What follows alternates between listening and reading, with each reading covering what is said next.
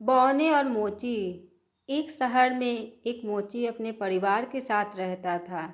उसके घर के पास ही उसकी एक छोटी सी दुकान थी, जहां वह जूते बनाने और बेचने का काम किया करता था। जूते बेचकर उसे जो पैसे मिलते, उससे उसका और उसके परिवार का गुजारा चलता था।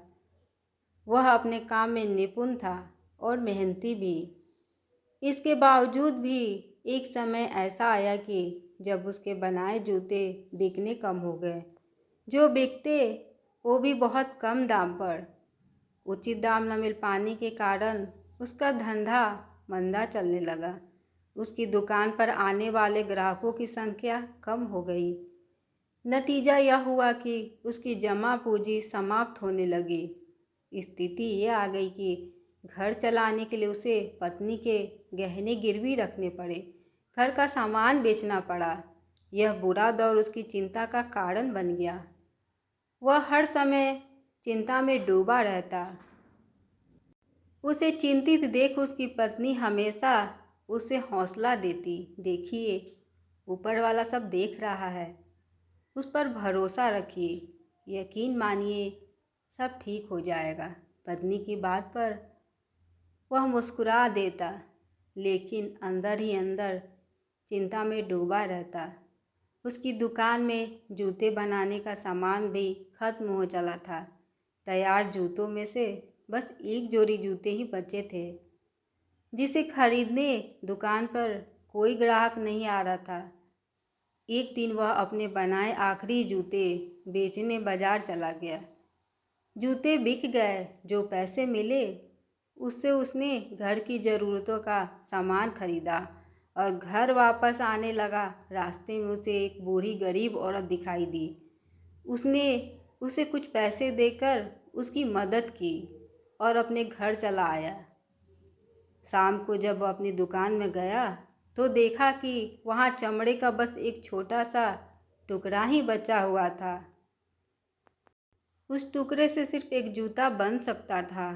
उसने जूते बनाने के लिए चमड़ा तो काट लिया, लेकिन रात हो जाने के कारण जूते नहीं बना पाया।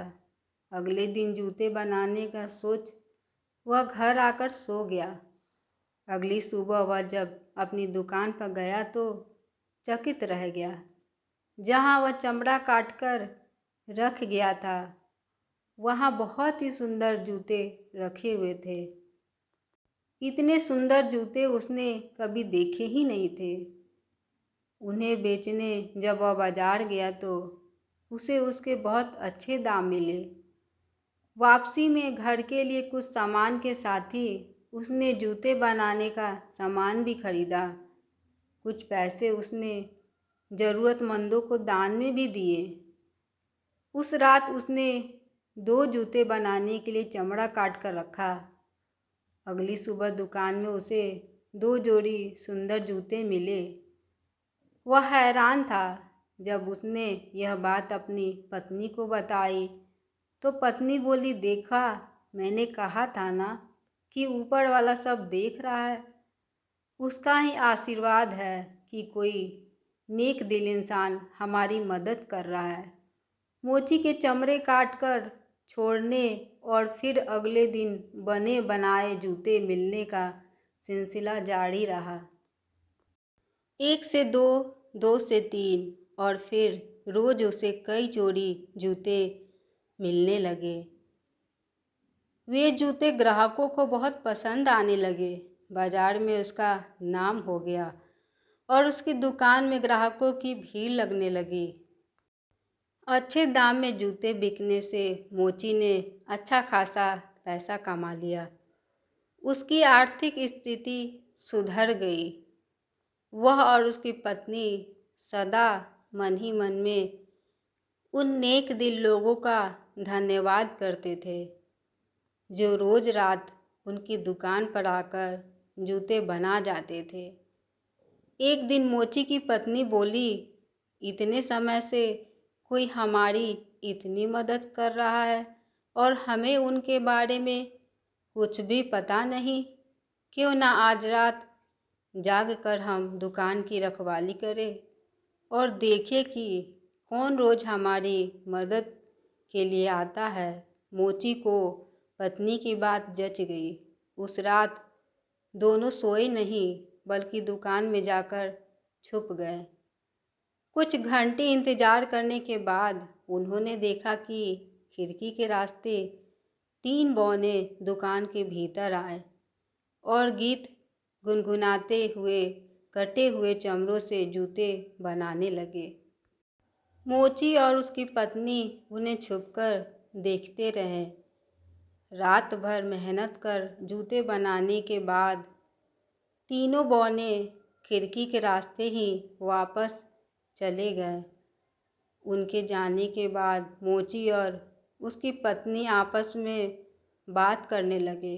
मोची की पत्नी बोली, उन 3 बौनों ने हमारी बहुत मदद की है। हमें उन्हें उपहार देकर अपनी कृतज्ञता व्यक्त करनी चाहिए।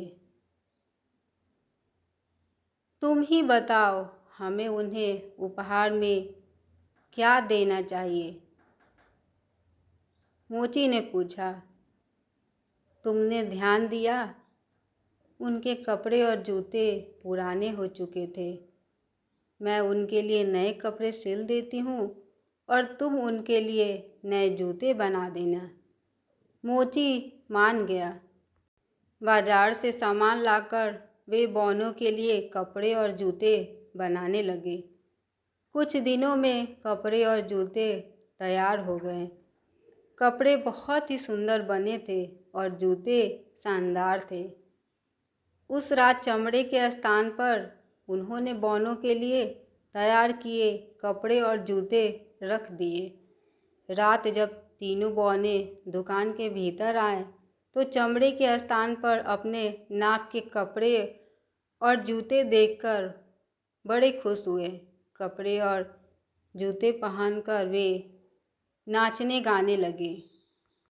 उन्हें नाचता गाता देख मोची और उसकी पत्नी बहुत खुश हुए। वे समझ गए कि बौनों को उनका उपहार पसंद आ गया है। उस रात के बाद कुछ रोज़ तक मोची ने देखा कि उसके काटे गए चमड़े दुकान में जस के तस पड़े हुए हैं। बौनों ने वहां आना बंद कर दिया था। मोची समझ गया कि बौने अब कभी नहीं आएंगे।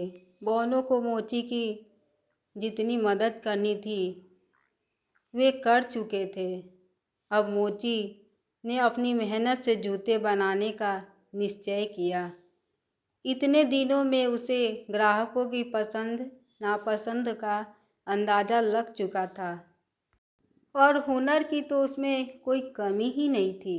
मेहनत से वह जूते बनाने की अपनी कला को और निखारने लगा।